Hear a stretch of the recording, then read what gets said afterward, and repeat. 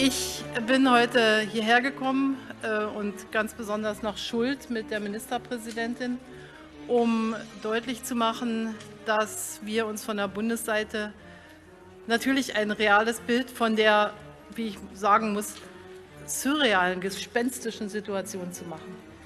Es ist erschreckend, ich will fast sagen, die deutsche Sprache kennt kaum Worte für die Verwüstung, die angerichtet ist.